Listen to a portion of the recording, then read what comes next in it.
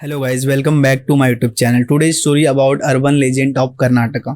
मेरे पास कर्नाटका की ऐसी 5 हॉरर स्टोरी है जिसे पढ़ने के बाद में मेरी बॉडी में गूज बम्स आ गए। सो आई होप कि आपको भी स्टोरीज अच्छी लगेगी। और हाँ गाइस, आपके पास भी ऐसी कोई स्टोरीज है लाइक आपके साथ में कभी कोई पैरानॉर्मल एक्टिविटीज हुई हो या आपने कभी ऐसी कोई चीजें एक्सपीरियंस की हो, सो आप अपनी स्टोरी मेरे साथ में शेयर कर सकते हो गाइस। नीचे डिस्क्रिप्शन में मेरा जीमेल एंड इंस्टा आईडी दिया हुआ है, आप अपनी स्टोरीज को वहां पे जाके सबमिट कर सकते हो। So let's start it guys. Guys, आप लोगों ने राजकुमार राव की स्त्री मूवी देखा होगा।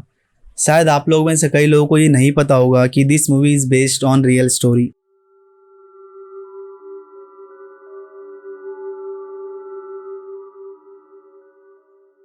1990s की बात है। कर्नाटका के छोटे छोटे गांव के लोग एक चुड़ैल से बहुत ही ज्यादा परेशान थे। एक ऐसी चुड़ैल जो रात के वक्त भटकती थी एंड उसे अगर कोई भी अकेला मर्द रात के वक्त बाहर दिख जाता तो वो उसे अपने साथ ले जाती और उसे मार देती। अगर उसे रात के वक्त गांव में कोई इंसान नहीं दिखता तो गांव में जा करके उनके दरवाजे खटखटाती एंड उनकी ही फैमिली मेंबर्स की तरह एक आवाज निकालती।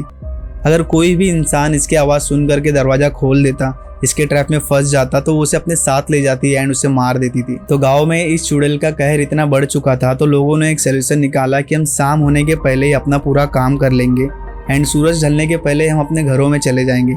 एंड गांव वालों ने अपने घर के बाहर इस वर्ड को भी लिख दिया, नालेबा, जिसका मतलब होता है कम टुमारो। उसके बाद जब भी चुड़ैल उनके दरवाजे खटखटाने जाती तो उसे उनके दरवाजे के बाहर ये शब्द लिखा हुआ दिखता, नालेबा, जिसे पढ़ करके वो वहां से चले जाती अगले दिन आने के लिए। ये साइकिल रिपीट होता रहा, गांव वाले बच गए। ये कहानी आज भी कर्नाटका में प्रसिद्ध है एंड लोग इस कहानी को नालेबा नाम से ही जानते हैं। आज भी आप उन गांव के अंदर चले जाओगे तो आज भी उन दरवाजों पे आपको नालेबा शब्द लिखा हुआ दिखाई देगा।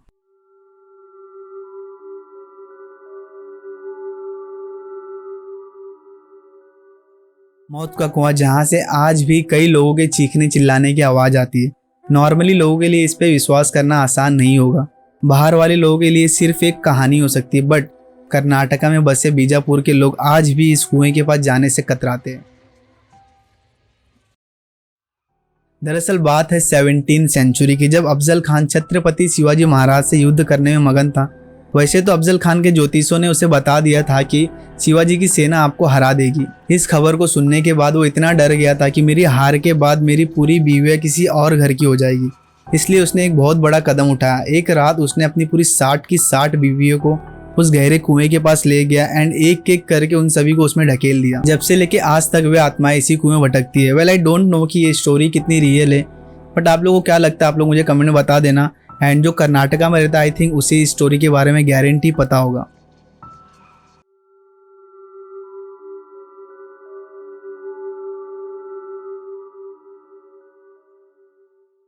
कर्नाटका के सेंट मार्क रोड पे स्थित एक बंगलो से वहाँ के लोगों को बहुत ही अजीब अजीब आवाजें आती है एंड वहाँ के लोकल लोगों का कहना है कि वहाँ पे उन्हें एक सिर कटी महिला दिखती है जो अपना खुद का सिर अपने हाथ में ले करके खड़ी होती है। सो लेट्स सी गाइस, देखते हैं इसके पीछे की बैक स्टोरी क्या है।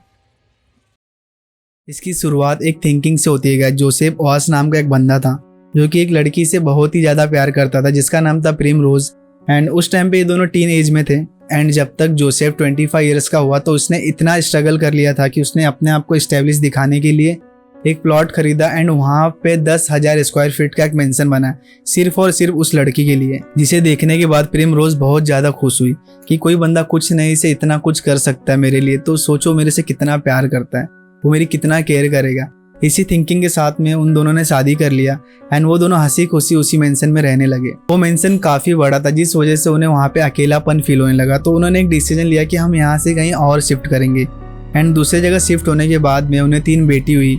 एक का नाम था जॉयसी, एक का नाम था डॉल्सी, एक का नाम था वेरा। एक दिन प्रिम रोज ने सोचा कि क्यों ना हम इस मेंशन को एक होटल में कन्वर्ट कर दे जिसमें जोसेफ भी उसका साथ दे रहे थे।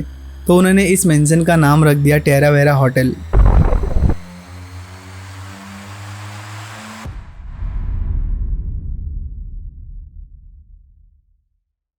एंड ये होटल भी अच्छा खासा चलने लगा। ऑलमोस्ट 19 ईयर्स हो गए थे इसको रनिंग करते हुए। 1943 में इसको स्टार्ट किया एंड 1964 में ये होटल बंद हो गया क्योंकि प्रिम रोज को एक ट्यूमर हो गया था एंड अब उनकी तीनों बेटियां भी बड़ी हो गई थी। तो जोसेफ ने अपनी वाइफ को हॉस्पिटलाइज किया एंड कुछ ट्रीटमेंट होने के बाद में उनकी लाइफ ठीक हो गई एंड अगले 4 साल तक उनके लाइफ में ऐसा कुछ भी नहीं हुआ एंड 1968 में अचानक से फिर से उन्हें वही सेम तकलीफ हुआ एंड उनकी डेथ हो गई। डेथ होने के बाद में जो इनका दफनाने वगैरह का प्रोसेस होता है, ये सब करने के बाद में जब ये घर आते हैं तो ये देखते हैं कि घर का पूरा सामान बिखरा पड़ा है, लाइक किसी ने चोरी की हो या कोई चीज ढूंढने की कोशिश कर रहा हो। तो जोसेफ को कुछ पेपर्स मिलते हैं जो कि प्रॉपर्टी के होते हैं। एंड मैंने आपको पहले बताया था कि जोसेफ ने अपनी 25 की एज में इस मेंशन को बनाया था, वो भी अपने वाइफ को इम्प्रेस करने के लिए। तो शादी के बाद में जोसेफ ने इस मेंशन को अपने वाइफ के नाम कर दिया था। जब जोसेफ ने प्रॉपर्टीज की पेपर्स को पढ़ा तो उसमें लिखा था कि प्रिमरोज ने अपनी पूरी प्रॉपर्टी अपनी छोटी बेटी जॉयसी के नाम पे कर दिया है। फिर जोसेफ ने पढ़ने के बाद में बोला, अरे यार ये नहीं हो सकता, ऐसा कैसा, हमारी 3 बेटियां हैं एंड ये पूरी प्रॉपर्टी एक छोटी बेटी के नाम कैसे हो सकती है। बट कमाल की बात तो ये है कि ये सब लिखा पढ़ी 4 साल पहले हो गया था 1964 में, जब प्रिमरोज को फर्स्ट ट्यूमर आया था। एंड प्रिमरोज की डेथ होती 1968 में, यानी कि 4 साल बाद जोसेफ को ये सब चीजें पता चली। एंड जोसेफ ने ये सब चीजें देखने के बाद में जोसेफ ने सोचा कि मुझे ये सब बात मेरे वकील से करना चाहिए। तो जोसेफ ने एक एडवोकेट किया, तो उस एडवोकेट ने बोला कि आपको इस पे केस कर देना चाहिए। तो जोसेफ ने केस किया एंड दूसरी तरफ से उसकी बेटी जॉयसी ने भी केस किया कि मेरे डैड और मेरी दोनों बहन मेरी माँ के डिसीजन से सहमत नहीं है। जाहिर सी बात है यार, कोई भी नहीं चाहेगा कि उसकी पूरी प्रॉपर्टी सिर्फ उसके एक ही वारिस के नाम हो जाए। एंड ये केस लंबे टाइम तक चलता रहा एंड एक दिन जोसेफ की भी डेथ हो गई। जोसेफ की डेथ के बाद ये दोनों बहनें बची, डॉल्सी और वेरा, ये दोनों उसी मेंशन में रहने लगी। एंड ये जो होटल था अभी बंद हो चुका था एंड अभी भी ये केस वैसे ही चल रहा था। 2002 की बात है, वेरा किसी काम से 2 दिनों के लिए बाहर गई थी एंड डॉल्सी उसी मेंशन में अकेली रह रही थी। एंड इनकी एज ऑलमोस्ट 75 ईयर्स हो चुकी थी। एंड डॉल्सी का पता नहीं किसने मर्डर कर दिया था, उसका सिर उसके धड़ से अलग करके उसी मेंशन में गाड़ दिया था। एंड जब वेरा 2 दिन के बाद घर पे आती है तो वे देखती है कि डॉल्सी इस घर में नहीं है। तो पुलिस केस करती है। सब करने के बाद मालूम पड़ता है कि डॉल्सी का मर्डर हो गया है। पुलिस वेरा को सलाह देती है कुछ समय के लिए आप यहाँ से बाहर चले जाइए। एंड इस इंसिडेंट के 2 साल बाद वहाँ के लोगों को उस मेंशन से अजीब अजीब आवाजें आने लगी। दरअसल बात कुछ ऐसी है कि डॉली उस मेंशन में अकेला रहा करती थी, जिस वजह से उसने अपना माइंड डाइवर्ट करने के लिए उसने एक पियानो सीखा एंड वहाँ के बच्चों को भी पियानो सिखाना चालू किया। ये वही डॉल्सी थी जिसका मर्डर हो चुका था 2 साल पहले। एंड उसके मेंशन के यहाँ से अगर कोई भी गुजरता तो उसे पियानो की आवाज सुनाई देती। ये सब चीजें सिर्फ मूवीज में देखने को मिलती है, बट ये सब चीजें वहाँ पे रियल में हो रही थी। किसी को समझ नहीं आ रहा था कि घर में पियानो कौन बजा रहा है, क्योंकि इस घर में कोई नहीं रहता था। ये घर ऑलमोस्ट खंडर टाइप हो चुका था। आप लोगों ने देखा होगा कि ऐसे ऐसे सुनसान इलाके में, ऐसे खंडर इलाके में नशेड़ी लोग जाना बहुत ज्यादा पसंद करते हैं। वहाँ पे उन्हें नशा करने के लिए मजा आता है। सेम उसी तरह से इस मेंशन में भी कुछ नशेड़ी गए थे नशा करने के लिए, बट उन लोगों ने वहाँ पे जो ऐसी चीजें देखा, वहाँ पे उन्हें देख करके उनका दिमाग खराब हो गया, उनके होश उड़ गए, वो वहाँ से भाग गए। उन्होंने देखा कि उस मेंशन के अंदर बहुत सारे जीसस के स्टैचू थे जिनके सर धड़ से अलग थे। उनके स्टैचू पे उनके सर नहीं थे एंड बहुत सारे क्रॉसेस थे जो कि उल्टे लटके हुए थे। एंड उन्होंने कहा हमने उस घर में एक लेडीज को देखा जिसका सर धड़ से अलग था। अब मुझे नहीं पता कि गाइस ये बात कितनी सच है या झूठ है, बट सोचना अगर ये चीज रियल है तो उन लोगों के लिए ये चीज कितनी ज्यादा हॉरिफाइंग होगी उस टाइम पे।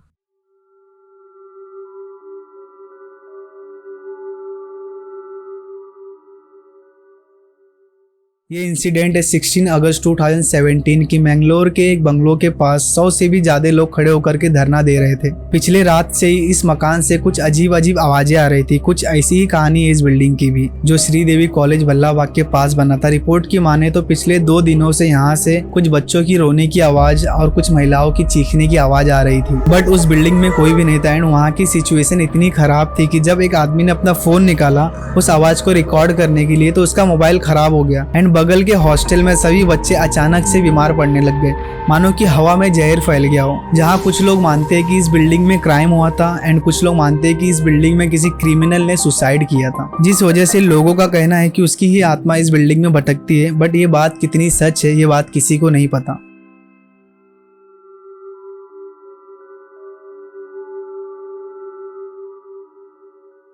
आप लोगों ने ऐसी कई सारी चीजें सुनी होंगी कि हाईवे पे बुरी आत्माएं रहती है, हाईवे पे भूत रहता है, वो हमारे पीछे आता है, हमसे लिफ्ट मांगता है। बट ये सारे इंसिडेंट आज भी कर्नाटका के मोरूर रोड कुमटा पे होती है। लोगों का कहना है कि इस रोड पे रात के वक्त एक सफेद बाल वाली चुड़ैल दिखती है जो चलते गाड़ी के सामने आकर के गायब हो जाती है, जिसके वजह से यहाँ पे कई सारे एक्सीडेंट हो जाते हैं। अगर आपने इस चुड़ैल को देख लिया तो आप कंटिन्यूसली बीमार रहोगे, कंटिन्यूसली आपके सपनों में चुड़ैल आती रहेगी। एंड ये थी हमारी अर्बन लेजेंड की कहानी। ऐसी कई सारे अर्बन लेजेंड इस यूनिवर्स में एग्जिस्ट करते हैं गाइज। सो इसके बारे में आपको बताऊंगा मेरी नेक्स्ट वीडियो में।